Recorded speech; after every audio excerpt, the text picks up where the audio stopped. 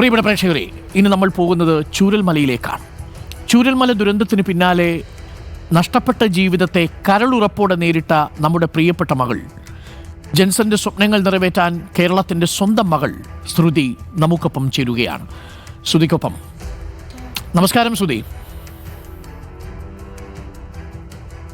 നമസ്കാരം. ശ്രുതി, എങ്ങനെയാണ്? വേദനയൊക്കെ മാറിയോ കാലിൻ്റെ? വേദന കുറവുണ്ട്. രാത്രിയാകുമ്പോൾ മാത്രം വേദന ഉണ്ടാവും. മുഖത്തൊരു ചെറിയ തെളിച്ചം കാണുന്നു എന്നത് ഞങ്ങൾക്കൊക്കെ സന്തോഷമുള്ള ഒരു കാര്യമാണ്. ശ്രുതി,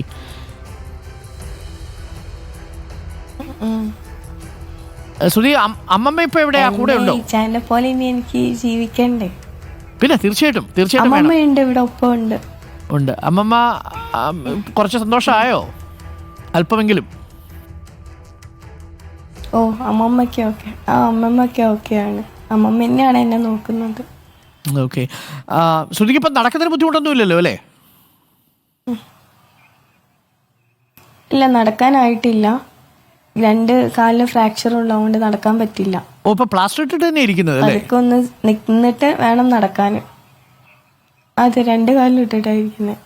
2 കാലിലും ഫ്രാക്ചർ ഉണ്ടായിരുന്നു. ഞാൻ കരുതി ഒരു കാലിലാണ് ആ ഫ്രാക്ചർ സംഭവിച്ചതെന്നാണ്. ഇല്ല, ഇടത് കാലിന് മാത്രമാണ് കുറച്ച് കൂടുതൽ ഫ്രാക്ചർ പറ്റിയത്. അപ്പം അതുകൊണ്ടാണ് അതിൽ കമ്പി ഇട്ടിട്ട് ഒരിതിൽ വെച്ചത്.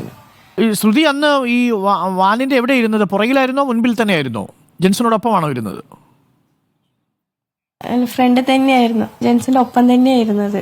ഞാനും ഒരു കൊച്ചും കൂടെ ഉണ്ടായിരുന്നു ഞങ്ങളുടെ കൂടെ. എവിടെ പോവായിരുന്നു?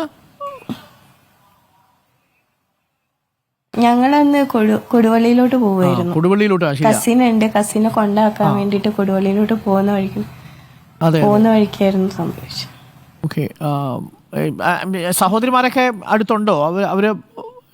അവരവരുടെ വീടുകളിലാണോ അതോ ഇപ്പം അമ്മമ്മയുടെ കൂടെ ഉണ്ടോ? എല്ലാവരും ഉണ്ട്. ഇല്ല എല്ലാവരും ഉണ്ട്. സഹോദരിമാരും ഉണ്ട്, ഏട്ടന്മാരും ഉണ്ട്, എല്ലാവരും ഉണ്ട്. പിന്നെ ജെൻസന്റെ വീട്ടുകാരും വരും, ഇടയ്ക്ക് കാണാൻ വരും. ഇന്നലെ മിന്നാന്ന് ഡിസ്ചാർജ് സമയത്തൊക്കെ എന്റെ ഒപ്പം തന്നെ ഉണ്ടായിരുന്നു വീട്ടുകാരും. ജെൻസന്റെ അച്ഛനും അമ്മയും കൂടെ ഉണ്ടായിരുന്നു അല്ലേ? കൂടെ ഉണ്ടായിരുന്നു. ഓക്കെ. അന്ന് എനിക്ക് തോന്നുന്നു ജെൻസൺ അന്ന് നമ്മളോടൊക്കെ പറഞ്ഞിരുന്നത് ശ്രുതിക്കൊരു വീട്, ജെൻസന്റെ വീടുണ്ടല്ലോ, അപ്പോൾ വിവാഹത്തിന് മുൻപ് വേണമെങ്കിൽ അവിടെ വന്ന് താമസിക്കാം എന്നൊക്കെയാണ് പറഞ്ഞിരുന്നത്. ശ്രുതി അവിടെ പോയിരുന്നോ? അവിടെ താമസിച്ചിരുന്നില്ലെന്ന് തോന്നുന്നു അല്ലേ? ഇല്ല, ഞാൻ അങ്ങോട്ട് പോയി വരാറുണ്ട്. കല്യാണം കഴിയാത്തോണ്ട് അങ്ങോട്ട് പോയി നിൽക്കുന്നത് മോശമല്ലേ? അപ്പോ പോയി വരാറുണ്ട്. എന്റെ കൂടെ തന്നെയായിരുന്നു. ഇവിടെ എന്റെ വീട്ടിലായിരുന്നു ജെൻസൺ ഉണ്ടായിരുന്നത്. ഇപ്പൊ ശ്രുതി താമസിക്കുന്നത് ഇളയച്ചന്റെ വീട്ടിലാണോ? ഞങ്ങള് റെന്റിനെടുത്ത വീടാ. അത് അച്ഛന്റെ ഏട്ടന്റെ മക്കളെടുത്ത വീട്. നമ്മുടെ അന്ന് ഈ 6000 രൂപ കൊടുത്തെടുത്ത് അന്ന് എന്നോട് പറഞ്ഞു, അന്ന് വീട് കാണാൻ പോയി എന്ന് പറഞ്ഞ ആ വീട്ടിലാണ് അല്ലേ? അതെ അതെ അതെ. Okay okay. അവിടെ എന്തൊരു അഡ്വാൻസ് കൊടുക്കുന്നതിനകത്ത് ബുദ്ധിമുട്ടുണ്ടായിരുന്നു, അതൊക്കെ മാറിയായിരുന്നു അല്ലേ ശ്രുതി? അതൊക്കെ മാറിയായിരുന്നു. അതൊക്കെ മാറി. ഓക്കെ. അതൊക്കെ നമ്മൾ തന്നെ കയ്യിൽ നിന്ന് എടുത്ത് കൊടുത്തു. 9,000 ഇപ്പൊ ഇവിടെ വാടക പറഞ്ഞിരിക്കുന്നത്. ഇപ്പൊ 9,000 ആണ് വാടക. അത് കൊടുക്കുന്നത് ഇപ്പം സിസ്റ്റേഴ്സ് ആണോ അതോ ഏട്ടന്മാരെ കൊടുക്കുക? ഓക്കെ. ശ്രുതി ഏത് കോഴ്സാ പഠിച്ചിരുന്നത് നേരത്തെ? ഞാൻ +2 കഴിഞ്ഞിട്ട് അക്കൗണ്ടൻസിക്ക് പോയി. 1.5 വർഷം അതാ പഠിച്ചത്. പിന്നെ മറ്റേ പ്രളയം വന്നല്ലോ 2018 ടൈം. അതെ. അപ്പൊ ആ സമയത്ത് ഒരു നഴ്സിംഗ് അസിസ്റ്റന്റ് കോഴ്സ് പഠിച്ചിട്ടാണ് ഞാൻ മിംസിലോട്ട് പോകുന്നത്. എന്നിട്ട് അവിടെ നിന്നിട്ട് പിന്നെ ഡിഗ്രി കംപ്ലീറ്റ് ആക്കി. ഡിഗ്രി സെക്കൻഡ് ഇയർ കഴിഞ്ഞോട്ടേ ഉള്ളൂ, അത് കഴിഞ്ഞ് കംപ്ലീറ്റ് ആക്കണമെന്നുണ്ട്. എന്നിട്ട് വേറെ എന്തെങ്കിലും പോവാനെന്നൊക്കെ തോന്നുന്നു. അല്ല, BA ഇംഗ്ലീഷാണ് ഞാൻ ഇപ്പൊ പഠിച്ചുകൊണ്ടിരിക്കുന്നത്. എന്നിട്ടാണ് ഞാൻ ബില്ലിങ്ങിലോട്ട് അവിടെ മിംസിൽ തന്നെ വർക്ക് ചെയ്യുന്നത്. ഇപ്പൊ മിംസിൽ തന്നെ? മിംസിൽ ഇപ്പോഴും വർക്ക് ചെയ്യുന്നുണ്ട് അല്ലേ? ഇനിയിപ്പോ ഞാൻ പോകുന്നില്ല. ഇനിയിപ്പോ ഈ അവസ്ഥയിൽ എനിക്ക് പോകാൻ പറ്റില്ല. എന്തായാലും ഞാൻ എണീറ്റ് നടക്കാൻ ഒരു 6 മാസമൊക്കെ ആവും. അപ്പോൾ അവിടെ നിന്നിപ്പോൾ റിസൈൻ വെക്കുകയാണ്. വെച്ചിട്ട് ഇനി അടുത്ത ജോലി ഇവിടെ നോക്കണം. വയനാട്ടിൽ തന്നെ നിൽക്കുന്ന മാതിരി ഏതെങ്കിലും ജോലി നോക്കണം. വയനാട്ടിൽ തന്നെ നിൽക്കാനാണോ ശ്രുതിക്ക് ആഗ്രഹം? അതെ അതെ. അതായത് ഇപ്പോൾ വയനാട് വിട്ട് മറ്റെവിടെയെങ്കിലും ജോലി കിട്ടിയാൽ ശ്രുതി പോകാൻ തയ്യാറാണോ? വയനാടല്ല, ഇപ്പോൾ കൊച്ചിയിലോ തിരുവനന്തപുരത്തോ എവിടെയെങ്കിലും? എൻ്റെ കൂടെ ഇപ്പം എല്ലാവരും ഉണ്ട്, അതുകൊണ്ട് എനിക്ക് ഇവിടെ നിൽക്കാനാണ് താല്പര്യം. വയനാട് ഏതെങ്കിലും ഒരു ജോലി കിട്ടിയാൽ സന്തോഷമാണ്, വയനാട് തന്നെ നിൽക്കുക എന്നുള്ളതാണ്. 6 മാസത്തേക്ക് എന്തായാലും എഴുന്നേറ്റ് പുറത്തു പോകാൻ കഴിയില്ല അല്ലേ? ഈ റെസ്റ്റ് വേണം. ഇല്ല ഇല്ല. ഇതിൽ സർജറി ചെയ്യേണ്ടി വന്നിട്ടുണ്ടോ, അതോ വെറും ഈ ഫ്രാക്ചർ ആയതുകൊണ്ട് ഇതിൽ മാത്രമാണോ ചെയ്തത്, പ്ലാസ്റ്ററുടെ മാത്രമാണോ ചെയ്തത്? നിങ്ങൾ സർജറി വേണ്ടി വന്നിരുന്നോ കാലിന്? ഇല്ല, സർജറിയാണ് ചെയ്തിരിക്കുന്നത്. ഇടത് കാലിൽ സർജറി ഇട്ട് കമ്പിയിട്ട് സെറ്റാക്കി വെച്ചിരിക്കുക. ഇനി ഒരു സർജറിയും കൂടെ എന്തായാലും ഉണ്ടാവുന്ന ഡോക്ടർ പറഞ്ഞിട്ടുണ്ടായിരുന്നു. ഈ കമ്പിയൊക്കെ മാറ്റിയിട്ട് ഉള്ളിൽ കൂടെ ഇട്ടിട്ട് എന്തായാലും ഉണ്ടാവുമെന്ന് പറഞ്ഞായിരുന്നു. ഓ, അത്രയ്ക്ക് ഫ്രാക്ചർ ആയിരുന്നു അല്ലേ? വലിയ മേജർ ഫ്രാക്ചർ ആയിരുന്നു അത്? ആ അതെ, മൾട്ടിപ്പിൾ ഫ്രാക്ചർ ആണ് ലെഫ്റ്റ് സൈഡിൽ. എനിക്കൊന്നു ആ അപകടത്തിൽ നിന്ന് രക്ഷപ്പെട്ടപ്പോൾ പോലും ഇത്രയും വലിയൊരു പരിക്കോ അങ്ങനെ ഒന്നും സംഭവിച്ചില്ല അല്ലേ? ഈ ഒരു അപകടമാണ് ശരിക്കും വല്ലാതെ ശാരീരികമായി വേദനിപ്പിച്ചത്. അതെ, അത് ബസ് വരുമ്പോഴത്തേക്കും ജെൻസിന് വണ്ടി ലെഫ്റ്റ് സൈഡിലോട്ട് തിരിക്കുമ്പോൾ ഞങ്ങൾക്ക് അധികം പറ്റിയില്ല. എൻ്റെ കൂടെ ഇപ്പുറത്തെ സൈഡിൽ കൊച്ചും ഉണ്ടായിരുന്നു, അവനക്കൊന്നും പറ്റില്ല. അവനെ ഞാൻ പിടിച്ചിട്ടുണ്ടായിരുന്നു. അപ്പൊ നേരെ വണ്ടി വന്ന് ജെൻസിനെയാണ് ഇടിച്ചത്. കാലെൻ്റെ അവിടെ ജാമായി കിടന്നു. അതെ അതെ. ഈ ലാവണ്യം മറ്റേ മക്കളും ഒക്കെ അവരൊക്കെ സുഖമായിരിക്കുന്നു ഇപ്പം? അവർക്ക് വേറെ പരിക്കൊന്നും ഇല്ലല്ലോ? അവർക്ക് മേജറായിട്ടൊന്നുമില്ല, ചെറിയ ചതവും കാര്യങ്ങളൊക്കെ ഉണ്ടായിരുന്നു. അതൊക്കെ ബെറ്ററായി. ഇപ്പോൾ ഹോസ്റ്റലിലോട്ട് കൊണ്ടാക്കിയിട്ടുണ്ട് കുട്ടീനെ. ശ്രുതിക്ക് എത്ര സഹോദരങ്ങളാ? നമുക്കൊന്ന് പ്രേക്ഷകരെ ഒന്ന് അറിയിക്കാൻ വേണ്ടി അന്ന് നമ്മൾ ചർച്ച ചെയ്തതാണെങ്കിലും. എനിക്ക് വല്യച്ഛൻ്റെ മക്കള് 4 പേരുണ്ട്. അരുൺ, അനൂപ്, ഹരിത, അനുഷ, 4 മക്കളാണ്. പിന്നെ എൻ്റെ അച്ഛൻ്റെ അനിയൻ്റെ മോളാണ് ലാവണ്യ. ഇത്രയും പേരാണുള്ളത്. ശ്രുതിയുടെ അച്ഛൻ്റെയും അമ്മയുടെയും കൂടെ ഉണ്ടായിരുന്ന എല്ലാവരുമാണ് അന്ന് നഷ്ടപ്പെട്ടത് അല്ലേ? അതെ അതെ. എനിക്ക് എൻ്റെ ഒരു സഹോദരിയാണ് ഉണ്ടായിരുന്നിട്ടുള്ളത്, ശ്രേയ. അവളാണ് ഇപ്പം അതിൽ പോയത്.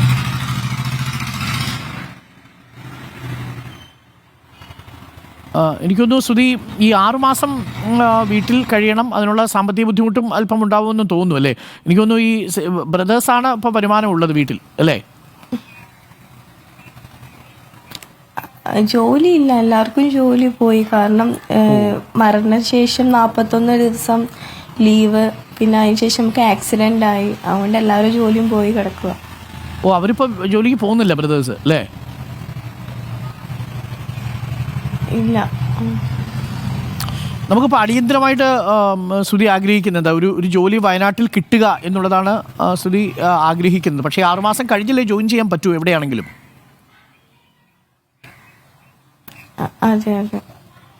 ജോലി ഗവൺമെന്റ് എന്തോ പ്രഖ്യാപിച്ച രീതിക്ക് പോസ്റ്ററൊക്കെ വന്നായിരുന്നു. ഇനി ആ ഒരു ജോലി നോക്കണം. പിന്നെ എൻ്റെ ഇച്ചാൻ്റെ ബിസിനസ് ഉണ്ട്, ജെറ്റ് സർവീസ് എന്ന് പറഞ്ഞിട്ട്, വാട്ടർ ടാങ്ക് ക്ലീനിങ്ങിൻ്റെ. അത് സൈഡിൽ കൂടെ ഒന്ന് എനിക്ക് നോക്കണം. എന്നെക്കൊണ്ട് ചെയ്യാൻ പറ്റില്ല ജോലി, ഭയങ്കര ഹെവി വർക്കാണ് അത്. അപ്പോൾ അത് സൈഡിൽ കൂടെ കൊണ്ടുപോകണം എന്നുണ്ട്. ഇച്ചാൻ്റെ സ്ഥാനത്ത് ഞാൻ നിന്നിട്ട് കൊണ്ടുപോകണം എന്ന് ആഗ്രഹിക്കുന്നുണ്ട്. ജെൻസൺ അങ്ങനെ ഒരു സ്ഥാപനം ഉണ്ടായിരുന്നു? ജെൻസൺ ഒരു തൊഴിലാളി മാത്രമല്ല, ജെൻസന്റെ ആയിരുന്നു ആ സ്ഥാപനം? അതെ, ജെൻസന്റെ സ്വന്തം കമ്പനി ആയിരുന്നു അത്. 2-3 വർഷമായി തുടങ്ങിയിട്ട്. ഇപ്പൊ ഒന്ന് അറിയപ്പെടാൻ തുടങ്ങിയപ്പോഴാണ് ഇങ്ങനെ ഒരു സംഭവം. ജെൻസൺ അന്ന് നമ്മളോട് പറയുന്നുണ്ടായിരുന്നു, ഈ ഉയരത്തിലൊക്കെ കയറിയുള്ള പണിയാണ്, എന്ത് സംഭവിക്കാം, അപ്പം ശ്രുതിക്കൊരു ജോലി കിട്ടുക എന്നുള്ളതാണ് വേണ്ടത്. അപ്പോഴും ജെൻസൺ പറയുന്നുണ്ടായിരുന്നു. അത് ബുദ്ധിമുട്ടുള്ളൊരു പണിയാണെന്ന് തോന്നുന്നില്ലേ? വാട്ടർ ടാങ്ക് ഒക്കെ കയറി കഴുകുന്നൊരു പണിയാണ്. ഭയങ്കര ബുദ്ധിമുട്ട്. നമ്മളൊരു വീട് കോണ്ടാക്ട് എടുത്തിട്ട് ചെയ്യുന്ന ഒരു വർക്കാണ്. അപ്പോൾ ഹൈറ്റിലൊക്കെ കയറേണ്ടി വരും. ശ്രുതിക്കത് ചെയ്യാൻ പറ്റുമെന്ന് തോന്നുന്നുണ്ടോ? ജോലി ചെയ്യാനല്ലെങ്കിലും ആൾക്കാരെ വെച്ച് ചെയ്യിപ്പിക്കേണ്ടി വരും അല്ലേ? എനിക്ക് ചെയ്യാൻ പറ്റില്ല, ആൾക്കാരെ വെച്ച് ചെയ്യിക്കാം. നമുക്ക് ഉണ്ട്, കുറച്ച് ആൾക്കാരുണ്ട്. അപ്പം അവരെ വെച്ച് ചെയ്യിപ്പിക്കണം എന്നുള്ളു. അപ്പം അവരും ഈ 6 മാസം വരെ ഇരിക്കാൻ പറ്റത്തില്ല. അപ്പം എനിക്ക് വർക്ക് അറ്റ് ഹോം ആയിട്ട് അത് ഈ 6 മാസം കൊണ്ട് ചെയ്യണം എന്നുണ്ട്. ചെയ്യണം എന്നുണ്ട്. ആ ഉണ്ട്. അവരാണ് ഒപ്പമുള്ള, അവരാണ് സപ്പോർട്ട് ചെയ്ത് നിൽക്കുന്നത്. അവരിങ്ങനെ ചെയ്യാം, നമുക്കത് ഒഴിവാക്കണ്ട എന്നുള്ളതിൽ നിന്നിട്ട് നമ്മൾ തന്നെ എല്ലാവരും കൂടെ ഒത്തുതീർപ്പുണ്ടാക്കിയിട്ട് പിന്തുണയിച്ചിട്ട് അത് അവൻ്റെ ഓർമ്മയ്ക്കായിട്ട് കൊണ്ടുപോകാന്നുള്ളതിൽ. ഈ ജെൻസന്റെ ഫാമിലിയിൽ വേറെ ആരാ ഉള്ളത് സുധി, അച്ഛനും അമ്മയും അല്ലാതെ? ജെൻസൻ ചേട്ടൻ്റെ വീട്ടിലെ അച്ഛൻ, അമ്മ, രണ്ട് ഒരു ബ്രദറും ഉണ്ട്, ഒരു സിസ്റ്ററും ഉണ്ട്. ഓക്കെ. ഈ സുധിക്ക് എന്തായാലും സർക്കാരിൽ നിന്നൊരു ജോലി വേണമെന്നൊരു ആഗ്രഹം സ്വാഭാവികമായിട്ടും ഉണ്ടാവുമല്ലോ. ഇനിയിപ്പം നമ്മളടക്കമുള്ളവർ പറഞ്ഞു, അതിനകത്ത് എനിക്ക് തോന്നുന്നു സർക്കാർ ഇത് വിശദമായി പഠിച്ച് ഉടൻ തന്നെ ഒരു തീരുമാനം എടുക്കും എന്നാണ് നമ്മൾ മനസ്സിലാക്കുന്നത്. നമ്മളിന്ന് എന്തായാലും മന്ത്രിമാരെ കൂടി ഈ വിഷയത്തിൽ ബന്ധപ്പെടുന്നുണ്ട്. അതിന് വേറെ തടസ്സമൊന്നും ഇല്ലെങ്കിൽ അധികം വൈകാതെ 6 മാസത്തിനുള്ളിൽ തന്നെ ആ തീരുമാനം ഉണ്ടാവും. അത് പ്രതീക്ഷിക്കുന്നുണ്ടല്ലേ സുധി? പ്രതീക്ഷിക്കുന്നുണ്ട്. ഇപ്പോൾ തൽക്കാലത്തേക്ക് സാമ്പത്തിക ബുദ്ധിമുട്ടുണ്ടോ ഈ 6 മാസം കടന്നു പോകാൻ? 6 മാസം കടന്നു പോകാൻ ഏട്ടന്മാരുണ്ട്, അവർക്ക് ജോലി ഇല്ല എന്നുള്ള ബുദ്ധിമുട്ടുണ്ട്. ഗവൺമെന്റിൽ നിന്ന് കിട്ടുന്ന ചെറിയ തുകയിലാണ് ഇപ്പം നമ്മൾ ശരിക്കും മുന്നോട്ട് പോകുന്നത്. നമുക്ക് സുധി എല്ലാവർക്കും ഒരു ജോലി ആവശ്യമുണ്ട്. എന്തായാലും സുധി 6 മാസത്തെ ഒരു അടിയന്തര സാമ്പത്തിക നമുക്ക് ആലോചിക്കാവുന്നതാണ് കേട്ടോ. നമുക്കത് ഉടനെ തന്നെ അത് പരിഹാരം ഉണ്ടാക്കാം. ഗവൺമെൻറ്റിൻ്റെ തൊഴിലിൻ്റെ കാര്യത്തിൽ നമുക്ക് സർക്കാരുമായിട്ട് നേരത്തെയൊക്കെ നമ്മൾ സംസാരിച്ചതുപോലെ തുടർന്ന് നമുക്ക് സംസാരിക്കുക കൂടി ചെയ്യാം. ഇനിയിപ്പോൾ എന്തായാലും സംഭവിക്കാനുള്ളതൊക്കെ സംഭവിച്ചു. സുധി ഇപ്പോൾ എടുത്തിരിക്കുന്നൊരു തീരുമാനം നല്ലതാണ്. പ്രത്യേകിച്ച് ജെൻസൻ്റെ ഒരു ഓർമ്മയും കൂടി ആ കമ്പനിയിലുണ്ടല്ലോ, അത് വിട്ടുകളയണ്ട. അത് എനിക്കൊന്ന് ജെൻസൻ്റെ കുടുംബവും കൂടി ഒരുമിച്ചായിരിക്കും. നിങ്ങൾ ജെൻസൻ്റെ കുടുംബവും സുധിയും കൂടി ചേർന്നായിരിക്കും ഇത് നടത്തുക അല്ലേ? അതെ അതെ. ഓക്കെ. എനിക്കൊന്ന് അച്ഛനും അമ്മയൊക്കെ പൂർണ്ണമായ പിന്തുണയുണ്ടെന്ന് തോന്നുന്നു ജെൻസന്റെ.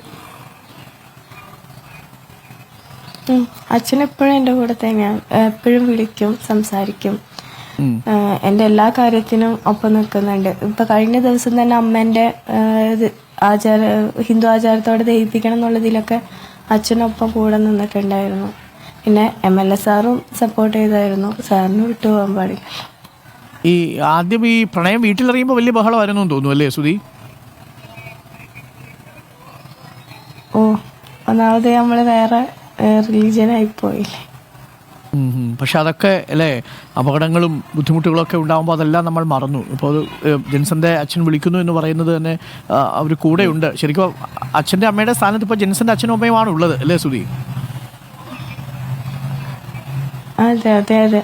ഇനി ഇത് കഴിഞ്ഞ് കഴിഞ്ഞാൽ അവരെ നോക്കണം. അവരെ നോക്കേണ്ട ഉത്തരവാദിത്തം എനിക്കാണ്. കാരണം എൻ്റെ അച്ഛൻ എന്നെ ഏൽപ്പിച്ചിട്ട് പോയിക്കല്ല, അച്ഛനും അമ്മേനെയും നോക്കണം, കമ്പനി നോക്കണം, കുറേ ഉത്തരവാദിത്തങ്ങൾ ഏൽപ്പിച്ച് തന്നിട്ടാണ് പോയിക്കുന്നത്. അപ്പം ഞാൻ ഡൗൺ ആയിട്ട് ഇരിക്കാൻ പാടില്ല. ഞാനും കുറച്ച് ഉഷാറായിട്ട് ഇരുന്നാൽ എനിക്ക് മുന്നോട്ട് പോകാൻ പറ്റുള്ളൂ, അച്ഛൻ ആഗ്രഹിച്ചതുപോലെ. അത് ഉഷാറാവണം. ഇനി തിരക്കുകളിലേക്കൊക്കെ വരുമ്പോൾ അത് സുധിയുടെ ഒരു വലിയ മനസ്സാണ്.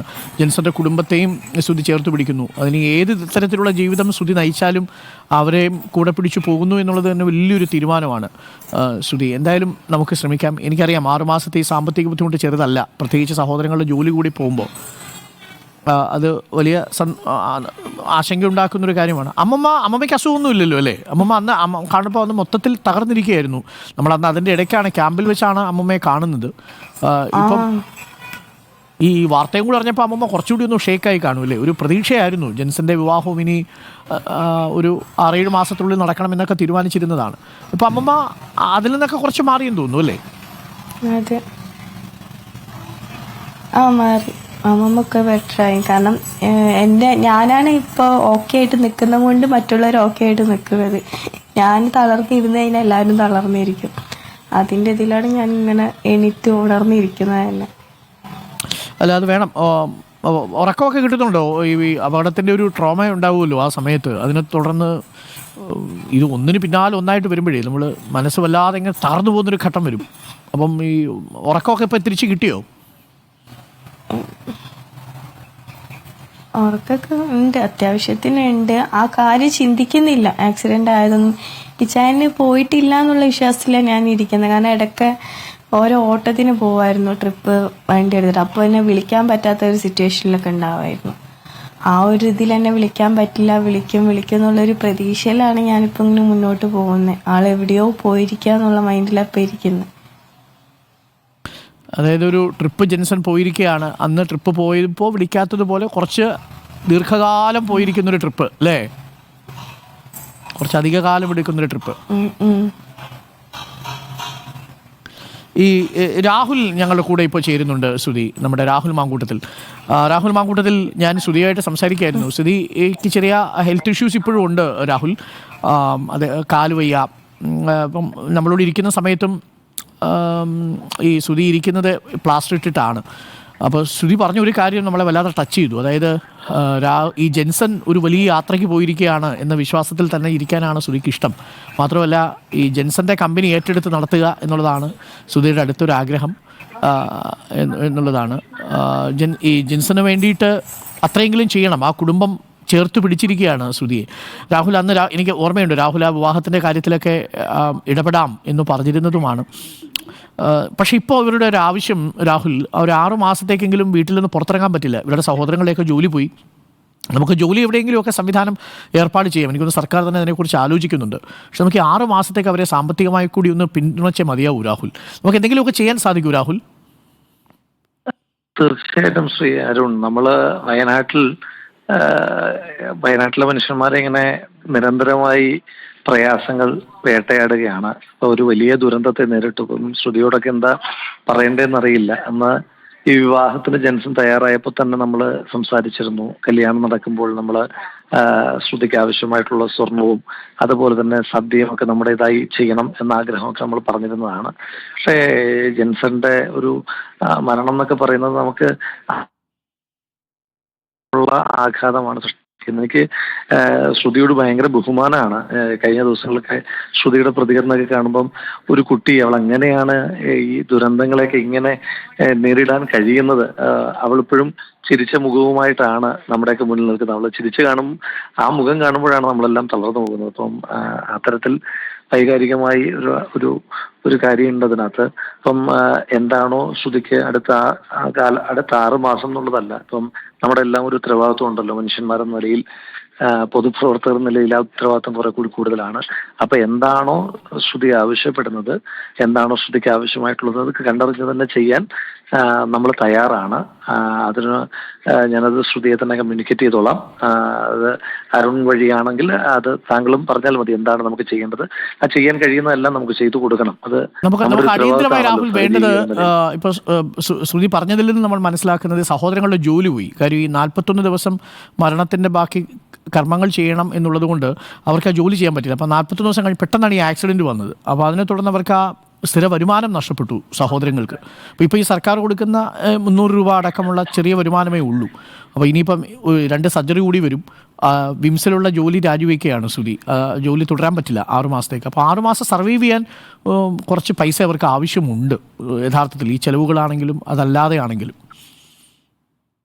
രാഹുൽ, അത് 6 മാസത്തേക്കിനുള്ള അവരുടെ വീട്ടിലെ ചെലവുകളുമായി ബന്ധപ്പെട്ടിട്ട് ഒരു 15,000 രൂപ വീതം എല്ലാ മാസവും എത്തിക്കാനുള്ള സംവിധാനം നമുക്ക് ചെയ്യാം ശ്രീ അരുൺ. അതിനപ്പുറം എന്തെങ്കിലും ആവശ്യം ശ്രുതിക്കുണ്ടെങ്കിൽ നമുക്കതും ചെയ്യാം. 6 മാസത്തേക്കിന് 15,000 രൂപ വീതം നമുക്ക് എത്തിച്ചു കൊടുക്കാം. ഒരു അക്കൗണ്ടിൽ നമുക്ക് ഇട്ട് കൊടുക്കാം. അതുകൂടാതെ അതിനപ്പുറം എന്തെങ്കിലും ആവശ്യം ശ്രുതി പറയുകയാണെങ്കിൽ അതും ചെയ്തു കൊടുക്കാൻ തയ്യാറാണ്.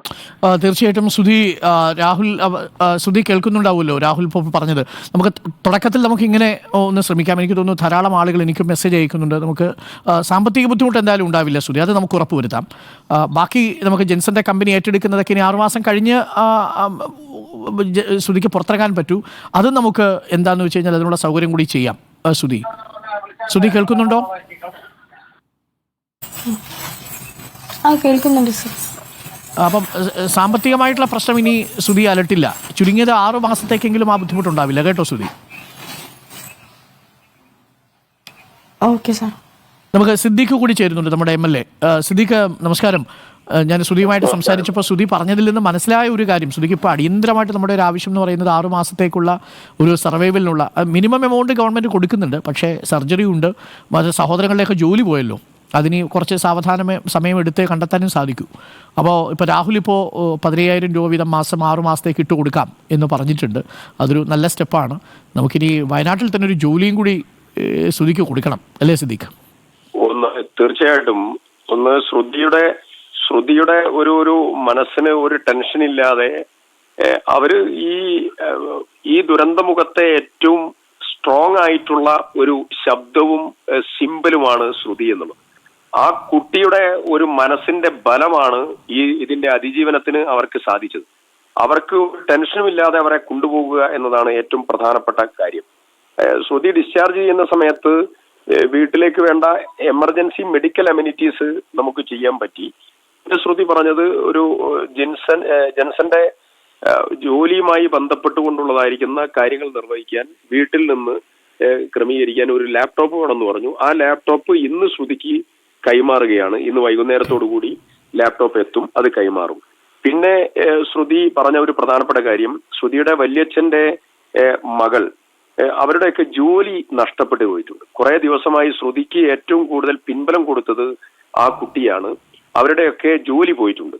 ആ ജോലി അവർക്ക് നൽകുന്നതിന് വേണ്ടിയിട്ടുള്ള മറ്റേതെങ്കിലും സ്ഥലത്ത് നല്ല ജോലി നൽകാൻ വേണ്ടിയിട്ടുള്ള നടപടികൾ നമ്മൾ സ്വീകരിക്കുകയാണ്. അതിന് 1-2 പേരോട് കോണ്ടാക്ട് ചെയ്തിട്ടുണ്ട്.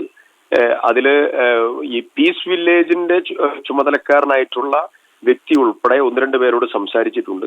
അവരൊക്കെ അതിൽ വലിയ രീതിയിലുള്ള താല്പര്യം പ്രകടിപ്പിച്ചിട്ടുണ്ട്. അതും നമ്മൾ നിർവഹിക്കും. പിന്നെ മെഡിക്കൽ ചെലവ് ഒരു ബുദ്ധിമുട്ടുമില്ലാത്ത രീതിയിൽ മുന്നോട്ട് പോകാനുള്ള ഇതുവരെ ഉണ്ടായിട്ടുള്ള ശ്രുതിയുടെ മെഡിക്കൽ ചെലവ് രാഹുൽ ഗാന്ധിയുടെ നിർദ്ദേശാനുസരണം തെലങ്കാന MP മല്ലു രവി നിർവഹിച്ചു കഴിഞ്ഞു. ഈ ബാക്കിയുള്ളതായിരിക്കുന്ന അനുബന്ധമായിട്ടുള്ള ചികിത്സാ ചെലവും ശ്രുതിയുടേത് പൂർണ്ണമായും MLA എന്ന രീതിയിൽ ഞാൻ തന്നെ അത് ഏറ്റെടുത്ത് നിർവഹിക്കാനുള്ള നടപടി സ്വീകരിക്കും. മറ്റൊരു പ്രധാനപ്പെട്ട കാര്യം, ഇവിടെ അവരുടെ ജീവനോപാധിപരമായ കാര്യങ്ങളാണ്. ആ ജീവനോപാധിപരമായ കാര്യങ്ങളിൽ ആരൊക്കെ എന്തൊക്കെ ഹെൽപ്പ് ചെയ്യുന്നോ ആ ഹെൽപ്പുകൾ മുഴുവൻ ശ്രുതിക്ക് എത്തണം എന്നുള്ളതാണ് ഏറ്റവും പ്രധാനപ്പെട്ടതായിരിക്കുന്ന കാര്യം. അതിന് ഏതെല്ലാം സോഴ്സസ് ഉണ്ടോ ആ സോഴ്സസ് ഒക്കെ ഉപയോഗപ്പെടുത്തി മുന്നോട്ട് പോകും. 1-2 ആളുകൾ പറഞ്ഞതുണ്ട്. ആ പറഞ്ഞ കാര്യങ്ങളും ശ്രുതിക്ക് എത്തിച്ചു നൽകാനുള്ള നടപടികൾ സ്വീകരിക്കും. രാഹുൽ പറഞ്ഞിരിക്കുന്ന 6 മാസത്തേക്കുള്ളതായ ഒരു സർവൈവൽ സാമ്പത്തിക സഹായം, അത് വല്ലാത്ത രീതിയിൽ അദ്ദേഹത്തോട് നന്ദി പറയുകയാണ്. നല്ല രീതിയിൽ ഇവിടെ ഇടപെട്ട ഒരു സിസ്റ്റമാണ് അവരുടെ സിസ്റ്റം. ദുരന്ത നിവാരണ പ്രവർത്തനങ്ങളിൽ റിപ്പോർട്ടർ ചാനലുമായി ചേർന്നുകൊണ്ട് തന്നെ നേരത്തെ ജീപ്പ് കൊടുക്കുന്ന കാര്യം ഉൾപ്പെടെ പല കാര്യങ്ങളിലും അവർ ഇടപെട്ടിട്ടുണ്ട്. അപ്പോ ഈ കാര്യത്തിലും അവരെടുത്തിരിക്കുന്ന നിലപാടിനെ പ്രത്യേകം അഭിനന്ദിക്കുകയാണ്. പിന്നെ ഒരു ബുദ്ധിമുട്ടുമില്ലാതെ, ഞാൻ എല്ലായ്പ്പോഴും ബന്ധപ്പെടുന്നുണ്ട്, ഒരു ബുദ്ധിമുട്ടുമില്ലാതെ ആ കുടുംബം മുഴുവൻ ഒന്നിച്ചാണ്, മക്കളുണ്ട്, മുതിർന്നവരുണ്ട്, എല്ലാവരും ഒന്നിച്ച് ശ്രുതിക്ക് ഒരു മെന്റൽ സപ്പോർട്ടുമായിട്ട് ഒന്നിച്ച് ആ കുടുംബം ഒന്നിച്ച് ഫുൾ ടൈം നിൽക്കുകയാണ്. അത് വളരെ മാതൃകാപരമായ ഒരു കാര്യമാണ് സിദ്ദീഖ്. Thank you Siddique. എന്തായാലും സുധി പറഞ്ഞതുപോലെ സുധി തന്നെ ചിരിച്ചു നിൽക്കുമ്പോഴാണ് ബാക്കിയുള്ള ആളുകൾ ചിരിച്ചു നിൽക്കുക. എനിക്കറിയാം വളരെ ബുദ്ധിമുട്ടേറിയ ഒരു സാഹചര്യത്തിലാണെങ്കിൽ പോലും സുധി കാണിക്കുന്ന ഈ ഒരു ആത്മധൈര്യം വളരെ പ്രശംസനീയമാണ്. ആ അർത്ഥത്തിൽ കേരളം സുധിക്കൊപ്പം തന്നെയുണ്ട്. അപ്പോൾ എനിക്കറിയാം സുധിക്ക് അധിക സമയം ഇരിക്കാൻ കഴിയില്ല. മാത്രമല്ല വേറൊന്നും നമുക്ക് വേണ്ട, ചിരിക്കുന്ന മുഖം മാത്രം മതി സുധിയുടേത്. അത് ഇനിയും തുടർന്നും ഉണ്ടാവട്ടെ. എന്തായാലും പ്രേക്ഷകരെല്ലാവരും സുധിക്കൊപ്പം തന്നെയുണ്ട്, കേരളം ഒപ്പം തന്നെയുണ്ട്. ഇന്ന് നമുക്ക് വാഗ്ദാനം ചെയ്തിരിക്കുന്നത് പോലെയുള്ള കാര്യങ്ങൾ ഉടനെ തന്നെ ലഭ്യമാവുകയും ചെയ്യും. സുധി ഒരു തരത്തിലും തളരേണ്ടതില്ല. മനുഷ്യരെ മാത്രമേ നമുക്ക് പകരം വയ്ക്കാൻ പറ്റാത്തതുള്ളൂ, ബാക്കിയൊക്കെ നമുക്ക് സൃഷ്ടിച്ചെടുക്കാം സുധി, കേട്ടോ. അപ്പോൾ രാവിലെ ബ്രേക്ക്ഫാസ്റ്റ് ഒക്കെ കഴിച്ചോ സുധി? കഴിച്ചിട്ടില്ല. ഓക്കെ, അപ്പോൾ പോയി കഴിക്കൂ. ഓക്കെ, സന്തോഷമായിരിക്കട്ടെ. Thank you Sudhi. അമ്മൂമ്മ അന്വേഷണം പറയുക. Okay, thank you Sudhi. പ്രിയപ്പെട്ട പ്രേക്ഷകരെ, ഞങ്ങൾ മേപ്പാടിയിൽ പോയി നമ്മളുടെ ടോക്ക് ഷോ ചെയ്യുമ്പോൾ ഏറ്റവും കൂടുതൽ പ്രതികരിച്ചത് ഈ അമ്മൂമ്മയും ഈ ശ്രുതിയും അടക്കമുള്ളവരാണ്. അന്ന് ശ്രുതിയുടെ പിന്നിൽ ജിൻസനുണ്ട്. ആ സമയത്ത് അവർ പറഞ്ഞ വളരെ പ്രധാനപ്പെട്ട കാര്യം ഒരു വാടക വീടുമായി ബന്ധപ്പെട്ട വിഷയമാണ്. പിന്നീട് വാടക വീടുമായി ബന്ധപ്പെട്ട വിഷയം അവസാനിച്ചു. ആദ്യത്തെ വലിയ തുകയിൽ നിന്ന് 9,000 അത് കൊണ്ടുവന്നു. പക്ഷേ ഇപ്പോൾ ആ കുടുംബത്തിൻ്റെ ആവശ്യം ഇമ്മീഡിയറ്റ്ലി ഒരു സാമ്പത്തിക സഹായം അവർക്ക് ആവശ്യമുണ്ടായിരുന്നു. അതിപ്പോൾ താൽക്കാലികമായി പരിഹരിച്ചു. നമുക്കൊപ്പം നിന്നുകൊണ്ട് ശ്രുതിയെപ്പോലുള്ളവരുടെ മുഖത്ത് പുഞ്ചിരി പടർത്താൻ ശ്രമിക്കുക കൂടി ചെയ്യാം. പ്രിയപ്പെട്ട പ്രേക്ഷകരെ,